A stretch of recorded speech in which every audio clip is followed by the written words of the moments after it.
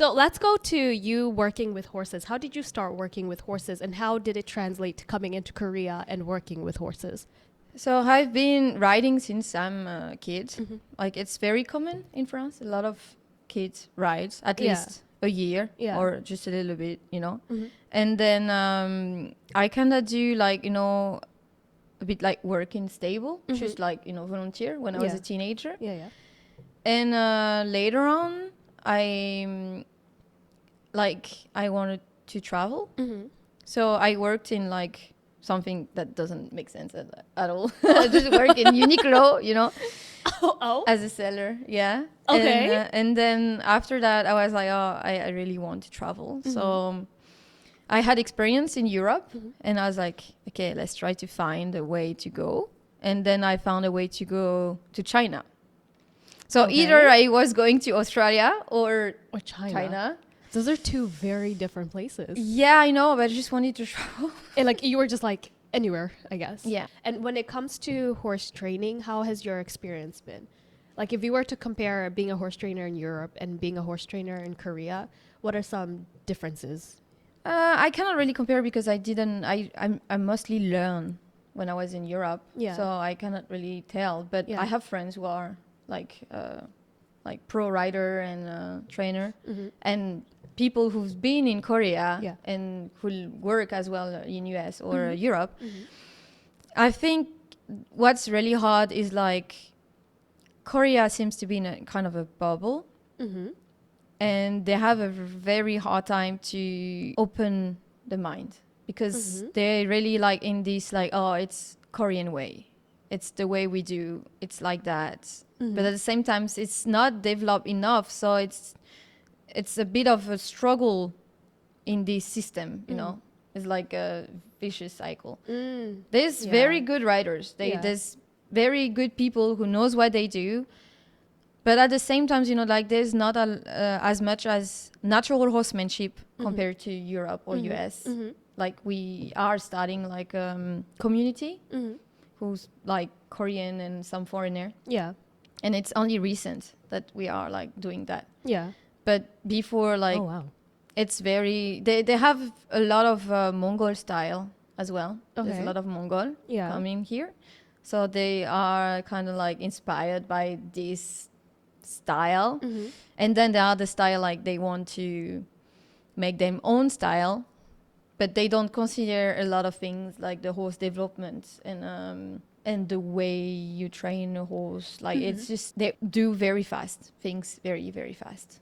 Without thinking about the health of the horse But there's a lot of things that we don't have too. Like we don't have like a chiropractor. We don't have saddle fitting. There's a lot of things that's not available. Okay. And as well, the horse food is very expensive.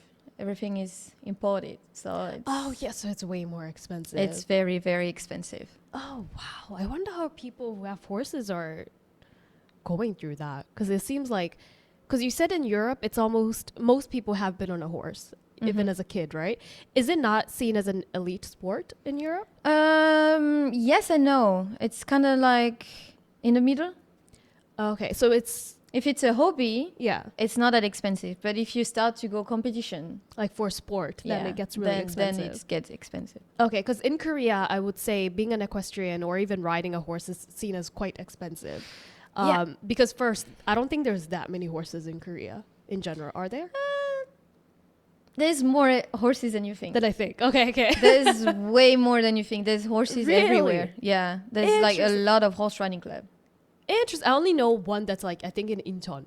And I only know them from like seeing Instagram reel or something like that. Yeah, but there's more. There's in Namyeongju, in Pangyo, in Goyang, in Incheon, Icheon, anywhere. There's a lot. Okay, in other words, I am not interested in horses. In Jeju, how do I not know this? Jeju, there's a lot of horses. Yeah, I've seen like a lot of people go to Jeju and do the whole sunset bride or whatever. I've seen that before because every beach has a horse somewhere apparently. But when it comes to you working in the horse industry in Korea, what are some difficulties that you've encountered so far? I think it's mostly like, it's culture-wise a little bit too, to be honest. But I can understand it's a bit the same everywhere, kinda. Because, I'm young and I'm a woman. So it's harder to make your voice Heard. And some people are open to listen to you. I'm not saying like you have to change everything. You cannot. Of course, I can understand that. Yeah. But I think it's good to be able to have a conversation and be open, like, oh, I do this way, or you do this way. And then you're like, oh, maybe we can find a middle ground. Yeah. But it's still very like friction, And there's like people, I'm more into like high level sports. So these people, I respect them and they do what they do, even though there's not everything I agree with because I do a different way. Right. But there's other people like when it comes to be more logical and when they do things in a business way. Yeah.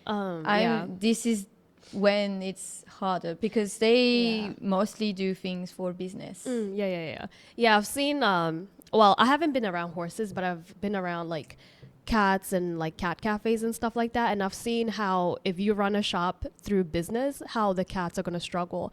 But if you run a cat cafe thinking about the cat's health, then the cats are going to have fun, and you're probably not going to make as much money, obviously, because you're not being business minded, but the cat's health are going to be your priority. So I can only imagine that in horse form would just be like, if you think about a horse as money, then you're not going to treat the horse right. But if you're thinking as your horse, then you're probably going to treat it a lot better, I guess you would say. For sure. Yeah. So you would say like one of your difficulties is your voice is not as elevated as you would want it to be. Yeah. Do you try to just be like, well, you stop? Of course. Oh, you try. Okay. I like going to be like, I try and I get problem because I'm stubborn. That's what they say to me. I'm stubborn. I mean, I can understand that sometimes sometimes it can be my fault, I can be too upfront for some people and then I'm like, oh, who you are, you have nothing to tell me. And I'm like, okay, I understand, like it's fine. Yeah. But when it comes to being more logical, this when it's harder for me to not say anything. I think it is definitely harder to speak up in Korea, as you said, when you're younger, especially, because people who are older than you expect respect no matter if they're doing something correct or not correct. If it's something dangerous, you have to say yes and you have to do it.